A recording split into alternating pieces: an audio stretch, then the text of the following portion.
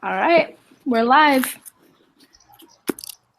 Okay, so I think we should go from the one that we just read, which was chapter 16, and it talked about like the promoting of the to market your workshop, and I think a lot of us as an LDS community, we want to reach out to members of the church. Because that's what we have right there by us. We could talk to the people in the Relief Society and Young Women segments, all those things. But as a family life educator, one of the things that stuck out to me is how important it is to just reach out in your community in general, and how you could, if you couldn't do like one live, like in person in a workshop, because of the new Facebook Live feature, you could create a group and have people that are interested in joining this, and you could have your friends join it, and it could be word of mouth, but like virtually on Facebook, and it could just carry on, and people can add friends and stuff to like a live Facebook video that you would teach your workshop on for an hour, hour and a half, 2 hours, however long you're going to be teaching the workshop. So then they're there and they can watch it from their home, and they could be watching it with their husbands or their wives or their teenage kids or whoever it would apply to. So the audience was a little more broad and you could take attendance. So I thought that was a cool way to kind of market. That's something that came to my mind as far as marketing and getting. That's cool. I really like the Facebook Live. I didn't think about it in that way. So I like that you brought that up. Yeah, I hadn't thought of that either. That's neat. Any thoughts about what other ways or how they wanted to market their workshop? I'm going to be doing mine hopefully with the Head Start program that I've kept in contact with for the years, but I'm having a little trouble working out a block of time. So it's kind of going to hire up people, and it might be moved to another type like facility. But I'm wanting to do there's going to be like verbal reminders to the parents. There's going to be like flyers, and I don't know if I do with this other lady who I'm waiting to get back to me. I don't know what other types of like marketing they're gonna suggest or put it out there, but it sounds like it's gonna go from like one site now to like being offered to like the whole community at one of their main buildings. So I'm a little intimidated, but I'm excited. But it just went from like, okay, like a cool legit site, that might get a good turnout, to like now there might be a lot of people and a big site. So I don't know. A lot of things are up in the air for me, but yeah. That's awesome. Anybody else had any thoughts while they were reading the chapter? One thing that I did just to get an idea of so it was kind of a combo of marketing and then also assessing the needs of the targeted audience, was that I created a Google Forms, like a Google survey, and I sent it to my intended audience, which in my situation, I live in on-campus housing at BYU, Wymount, in a married student community. So that is my community, or all members. So I sent it out to the Relief Society and offered to make them a treat if they were to fill out the survey, to kind of give me an idea of what they would be interested in learning about. And I had like 20 people respond to the survey. So I'll be baking a lot, but it's okay because it was very helpful. And also it was neat because a lot of people responded, and like it ended up being almost like a marketing tool, which I wasn't really expecting, because a lot of people were like, oh, I'm so excited. I'm like already marking my calendar, and remembering that you'll do this at the end of the semester. So it already kind of got the word out there, even though I haven't even like started really structuring my course. Wow, that's awesome. That would be something I would recommend doing, at least if like you don't know 100% how to narrow down your topic or something, then at least send it out to a few friends, even if your topic is broad enough that they could respond. Because my workshop is going to be on how to survive the toddler years. So I sent it out asking questions like, what makes you scared about raising a toddler? What's some good advice that you've gotten, etc. Like what's one of the challenges that you feel like you'll have, and that helped give me some direction. That's awesome. That's really good. Yeah, does everybody want to share what they're doing their workshops on? Just so we kind of know, can be better consulting groups. So mine's still kind of it's getting worked out. I'm going to end up doing it on 2 topics because they had suggested that hour-long blocks would be good. Mine's still up in the air, and then with it going to the seller's site, I might be able to do the 2 hours twice. But I had them take a poll, and it's funny because Sister Buswell talked about this not being an interesting topic for a lot of people, but they want to learn about budgeting. So I guess I'm going to do that, and then do some other form of I'm going to see what this little lady has to say, hopefully today. But I just talked with one of the workers here and asked, well, what other ideas you guys want? Because I made a list, and all the rest of them were kind of just like one vote. So they were kind of just like something to do with like school transitioning, to kindergarten, the importance of, what you're teaching, how you're raising your kids, everything affects them, like it goes directly hand in hand with the transition. Just kind of something about the importance of that, or just, family tradition, something along those lines. Hopefully within the next day or 2, it's going to be narrowed down. But budgeting and something else. Okay. For a Head Start group. And what about you, Lauren? So the effects of pornography, and I want to do a couple different workshops, like the effects that pornography has on society, and then another on like spouses' relationships and families, something along those lines. So still trying to kind of kinks and figure it out, but mine is going to deal with pornography. Well, mine is too. Yeah, I'm doing how as parents keep it out of our homes, and how to educate our children on why it's not a good thing, and not to be afraid to be open about talking about it, and like the issues that they can have and how easily it is to access. I'm still working out kinks as well, but along those lines of how to keep it out of our homes. Yeah. So that's going to be mine. So now we have a general idea on how to help each other as we go on throughout this semester and meet with each other. So we can work out those kinks, because that's what we're here for. One of the things that I really liked in chapter 16 was the characteristics. And the first characteristic was believe that they are at risk for the problem and that the consequences are severe. And I think all of ours, it's having to do with how to work through something or work on something, like how to save money and how to work through the toddler years. And we have to believe that there's a problem there and that the consequences are serious. And so of like not doing these things. And so I just thought like we need to have a lot of passion as we do these workshops. We don't want to be so intense that we scare everybody that we're teaching. They're like, well, this is a little too much for me. But that we're passionate enough to where they understand that this is a real problem and this can really hurt a family, or this can really set you back, or whatever. And I think that's important for us to convey that as we teach, without being too intense or making people feel guilty or belittling them or making them feel small, but to help them understand that this is the problem, but boom, here's a solution for you. Like, this isn't unsolvable, and that's what family life education is all about.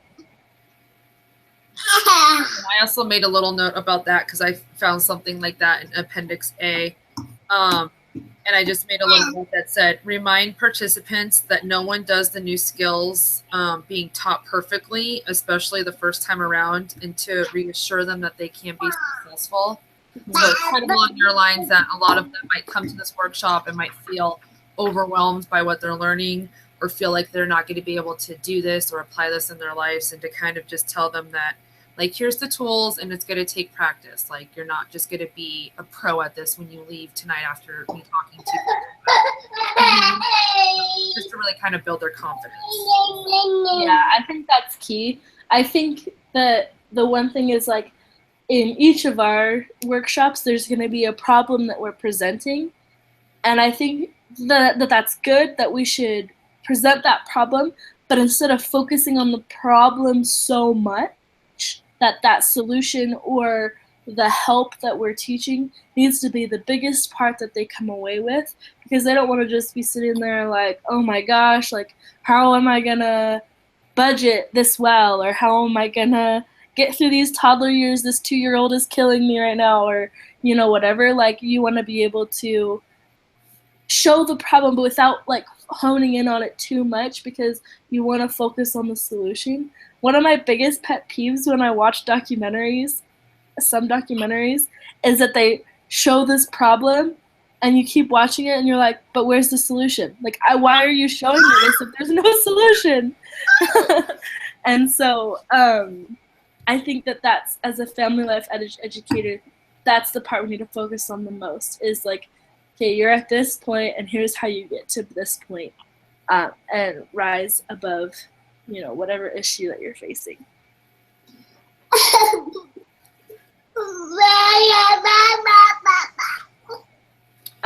Did anybody have any other notes that they wrote, or any thoughts they wanted to share with us as they read? I had one, but I don't want to talk over Lauren or Finley if you guys want to talk. No, go ahead. Okay. I liked another one that was in chapter 16 too. That was a really good chapter.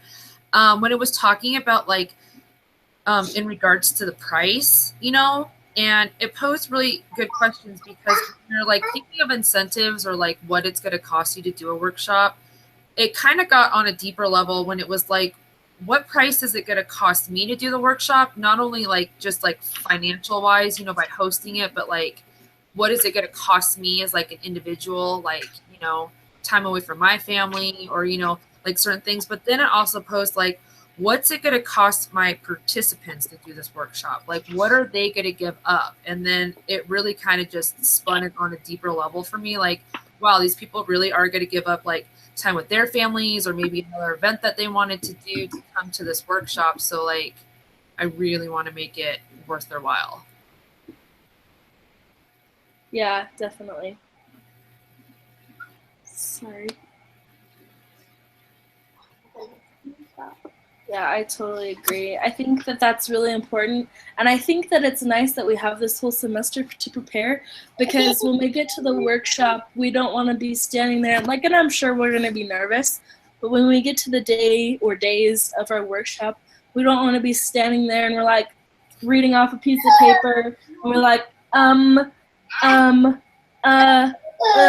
we're like having this total blank out thing. Which, that's okay if it happens, but we're supposed to be professionals at this point, and we need to be able to recover from that nervousness or overcome that nervousness and make this hour that they've taken out as like, or hour and a half, however long the workshop you're doing is going to be worthwhile for them. Obviously, we're offering a free workshop, but it still should be worthwhile to them, and they need to have confidence in what you're teaching them. They shouldn't just be going because, oh, this is a favor I'm doing, or blah, blah, blah, which that's okay if they are, but they should feel like they're actually coming away, like they've paid $50 to go attend this workshop. Like, they should be coming away with information that it's that good. And so, as professionals, which we are, because we're in 400 level classes now, we should be there. We should be able to be confident in what we're teaching, and so that the price of their time is worth it to them when they come to this. Awesome. To these workshops. Yeah, I'm glad that we have all semester to prepare. I will see you next time. Have a good other meeting.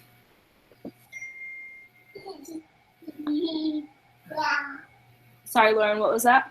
Okay. I'm just really glad that we have all semester to prepare too, because I am a very shy person, and it's really hard for me to talk to others that I don't know, and so it just sounds terrifying to stand up in front of people and teach an entire workshop. So I'm just really glad we have all semester, and then we get to prepare and then work on feeling comfortable with the material and what we need to do. Yeah, this will be a good growing and learning experience for me.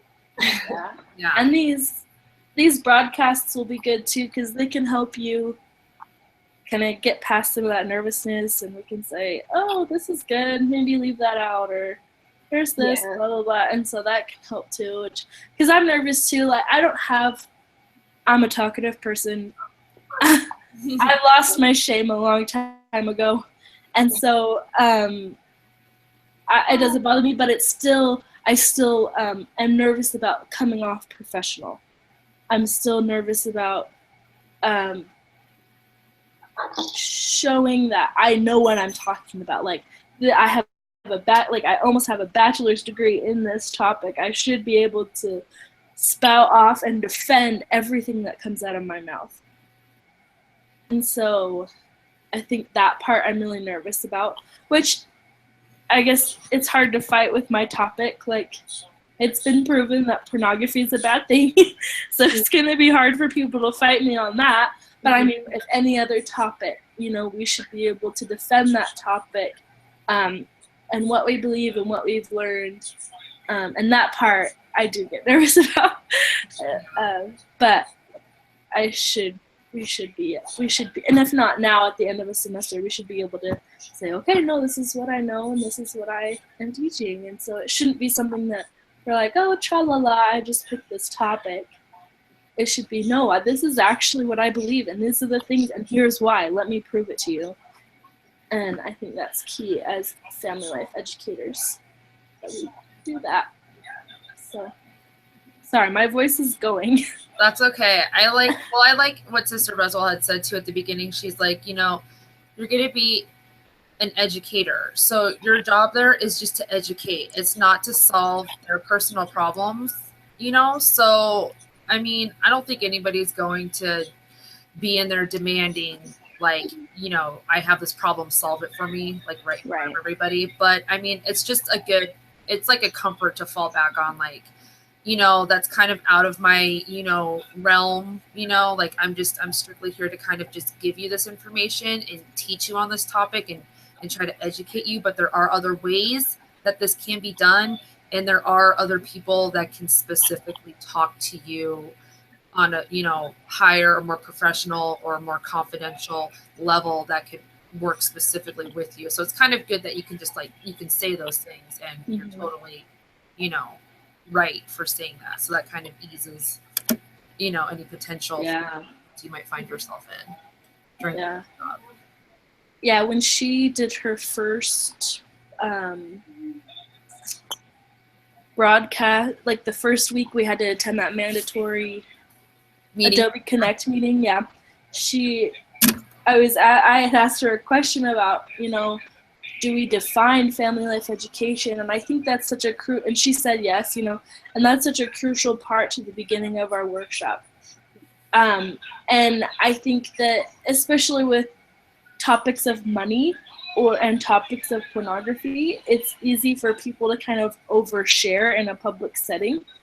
And I think at the very beginning, educating them on what we're there for, and it's not a therapy group session or anything like that. It's strictly for educational purposes, and we need to stick to that as we go through. And of course, we don't want anybody to be embarrassed. We don't want to shut anybody down in a very embarrassing way, but we want to be, okay, why don't you just come to me later and I'll discuss why we can't talk about that, or why we're not going to talk about that subject, or however you want to deal with that situation. But I think if you, in the beginning, show your parameters as a family life educator and say, this is what I'm here for, this is what we're discussing, and this is why, I think that's a crucial part to beginning our workshops. So, yeah. I like that you brought that up. Yeah. Awesome. Is there any other points that you guys wanted to talk about, or any other questions or things you're struggling with your getting your workshop set up? I know it's very hectic for all of us still. It sounds like probably for the next week or two, she said things are really still kind of be up in the air, and then it should all come together, start really coming together within the next week or so. So Yeah. um, I feel like I'm still waiting for like the 4th week or 5th week when it all comes together. yeah, I know. I'm like, I can't write all these things right now. There's like all these like holes and things I don't know. I'm gonna change like in 2 days, and yeah. So, but I think it's just, you know, just to get us on the Yeah. point, at least get the skeletal outline done, because then if that's like the hard part, and then just if you have to go back and change all the little details, that's like nothing. So I was like, just breathe, and this is why we're doing it 1 week at a time, and like we have time to redo this, or, you know, you don't have to submit it back right away, and just, you know. But yeah, I'm feeling overwhelmed with trying to get all these details, but I'm hoping within the next, like by next week, I'm hoping some of it will come together, and then the week after that, I'll be like, all right, we're solid in all these things, and For sure. yeah, so And it'll be nice to have you guys as kind of a help, like bounce ideas off of. And yes, I'm totally fine. And this was another thing too that I didn't even think about with Emily. We can totally do Google Hangouts together. We don't have to Yeah. record them. Just get together and talk on here too. So yeah, and I'm totally down for that. Or even just sharing like a Google, like to submit. I know we have to submit them somewhere else. If we have a question about, you could just create a Google file thing, and we could share our information. Hey, does this make sense to you? And yeah, we do the, you know, just so all of our documents that we have or whatever we have, or you could even just post a video and say, hey, watch my video. Does this make sense to you? Do yeah, I need to change something, or is it too blunt, or whatever? So there's so many ways that we can communicate that that I think would be fine. So that's awesome. Yeah, I think it's gonna be a interesting semester. yeah, Not anything else. definitely, yeah. I think it's gonna be a lot more educational for us than anybody else. Yeah. Order. Okay. Well, All right. I don't know if there's nothing else you guys want to talk about. I think we're good then. All right. We're kind of, yeah. Just make sure you guys post your notes online, and yeah. And I guess starting next week, we can start sending each other stuff. Yeah. So. Yep. It's true. Cool. All right. Well, I'm glad it all worked out. And we were able to get on here. Yeah. Yeah. Definitely. Okay. Well, yeah. Let's just keep in contact for text right now, and yeah, it's exciting. All right. Awesome. Well, thank you guys for being here. Okay, and then you're the only one that has to post it, right, Finley? Yeah. Okay. Awesome. All right. Well, thank you for doing that. Yeah. No problem. Okay. All right. I'll talk to you guys again soon. Okay. All right. All Bye. right, bye. If we're